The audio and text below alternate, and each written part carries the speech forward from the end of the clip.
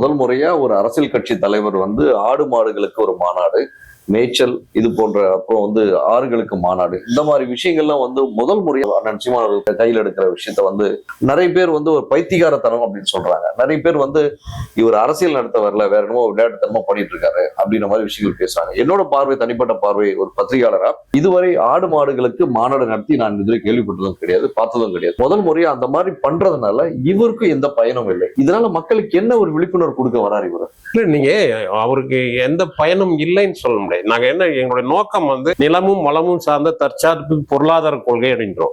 நீங்க வந்து சாராய பொருளாதாரத்துல வந்து 55,000 கோடி வருது, ஆண்டுக்கு 55,000 கோடி வருது, சாராய பொருளாதாரத்தை கட்டிட்டு அழுகுறீங்க. ஆனால் பாலில் வந்து 1.5 லட்சம் கோடி வருமானம் சந்தை இருக்கு, 1.5 லட்சம் கோடி சந்தை இருக்குன்ற. அப்ப 1.5 லட்சம் கோடி சந்தையே படுத்தணும்னா நீங்க கால்நடைகளை வளர்த்தாகணும்.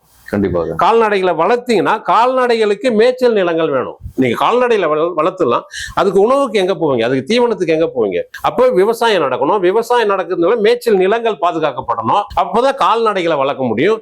அதனால வர பொருளாதாரத்தில் நீங்க எவ்வளவு பேருக்கு வேலை கொடுக்கலாம், வேலை வாய்ப்பை கொடுக்கலாம். பால் சந்தைப்படுத்துவதன் மூலமாக எவ்வளவு இளைஞர்களுக்கு நீங்க வேலை வாய்ப்புகளை உருவாக்கி கொடுக்கலாம். பால்ல இருந்து என்னென்ன பொருட்கள் வருது நீங்க நினைச்சு பாருங்க. அப்போ அதை சந்தைப்படுத்தும் போது எவ்வளவு பேருக்கு வேலை கொடுக்கலாம்? இது ஒரு நாட்டினுடைய செல்வமா இல்லையா? அப்போ அதை பாதுகாக்கணும்னா, கால்நடைகளை பாதுகாக்கணும்னா இப்போ உங்களுக்கு மேய்ச்சல் நிலம் வேணும்ல.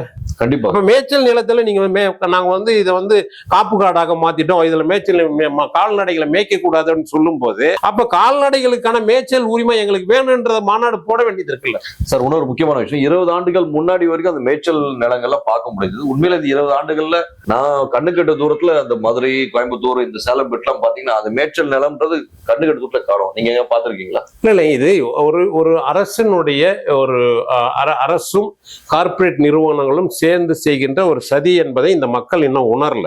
நீங்க தெரிந்தோ தெரியாமலோ இந்த நாடு வந்து கனிம வளங்களால் சூழப்பட்ட நாடு. உண்மை. தமிழ்நாடு வந்து கனிம வளங்களால் சூழப்பட்ட. இப்ப இன்னைக்கு நெய்வேலி நிலக்கரி எடுத்துக்கிட்டு இருக்காங்க. அது இன்னும் ஜெயங்கொண்டா வரைக்கும், ஜெயங்கொண்டத்தை தாண்டி அந்த பக்கம் சீர்காழியை தாண்டி நிலக்கரி இருக்குன்னு சொல்றாங்க. மீத்தேன் இருக்கு.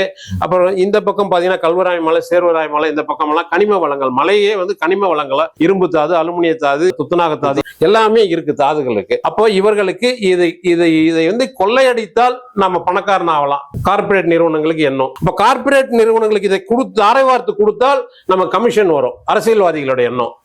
அப்போ இந்த நாட்டில் விவசாயம் நடந்தால் விவசாயி வந்து நிலத்தை விட்டு வெளியேற மாட்டான். வெளியேறலன்னா இதெல்லாம் களவாட முடியாது, மீத்தேன் எடுக்க முடியாது, இந்த கனிம வளங்களை கொள்ளையடிக்க முடியாது.